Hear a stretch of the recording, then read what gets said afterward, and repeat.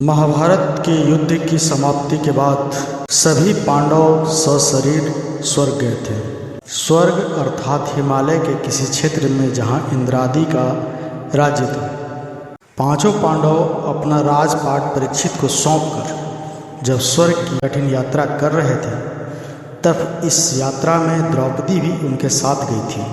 सभी चाहते थे कि हम सशरीर स्वर्ग पहुँचें, परंतु रास्ते में कुछ ऐसा घटा कि एक एक करके सारे पांडव नीचे गिरकर मृत्यु को प्राप्त हो गए। यात्रा के दौरान जब पांडव बद्रीनाथ पहुँचे और वहाँ से आगे बढ़े तो सरस्वती नदी के उद्गम स्थल पर नदी को पार करना द्रौपदी के लिए कष्टकर हो गया। ऐसे समय में भीम ने एक बड़ा सा चट्टान उठाकर नदी के बीच में डाल दिया। द्रौपदी ने इस चट्टान पर चलकर सरस्वती नदी को पार किया।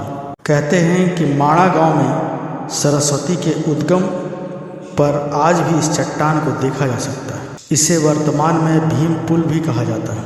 हालांकि महाभारत की कथा के अनुसार पांचों पांडव, द्रौपदी और एक कुत्ता आगे चलने लगे। एक जगह द्रौपदी लड़खड़ा कर गिर पड़ी। द्रौपदी को गिरा देख भीम ने युधिष्ठिर से पूछा, द्रौपदी ने कभी कोई पाप नहीं किया, तो फिर क्या कारण है कि वह नीचे गिर पड़ी?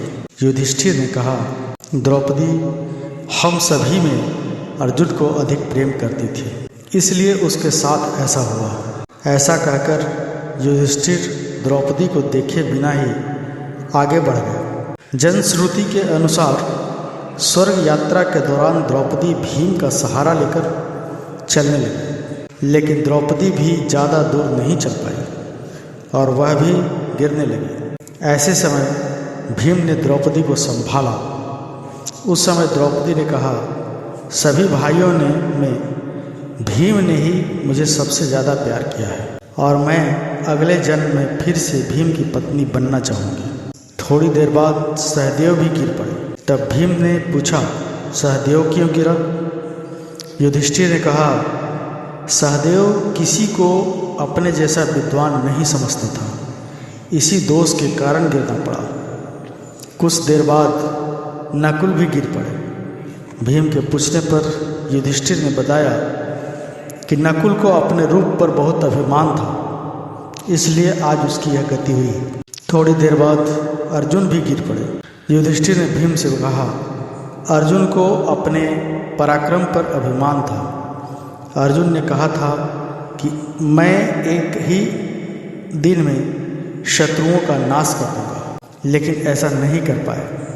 अपने अभिमान के कारण ही अर्जुन को आज यह हालत हुई है। ऐसा कहकर युधिष्ठिर आगे बढ़ गए। थोड़ी आगे और चलने पर भीम भी गिर पड़े। तब भीम ने गिरते वक्त युधिष्ठिर से इसका कारण पूछा, तो उन्होंने बताया कि तुम खाते बहुत थे और अपना बल का झूठा प्रदर्शन करते थे, इसलिए तुम्हें आज भूमि पर गिरना पड़ा। यह कहकर युधिष्ठिर आगे चल दिए। केवल वह कुत्ता ही उनके साथ चलता रहा।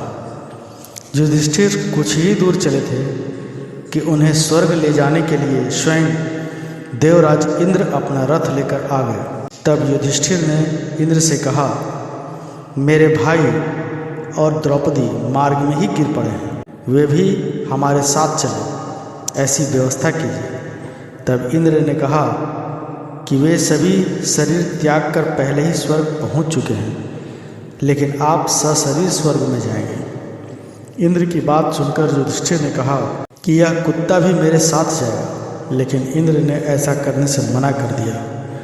काफ़ी देर समझाने पर जब युधिष्ठिर बिना कुत्ते के स्वर्ग जाने के लिए नहीं माने, तो कुत्ते के रूप में यमराज अपने वास्तविक रूप में प्रकट हो गए। युधिष्ठिर को अपने धर्म में स्थित देखकर यमराज बहुत खुश हुए। इसके बाद इंद्र और युधिष्ठिर रथ में बैठकर स्वर्ग की ओर निकल गए। तो दोस्तों, हमारा ये प्रयास आपको अच्छा लगे तो वीडियो को लाइक कर दें, चैनल को सब्सक्राइब कर दें। धन्यवाद।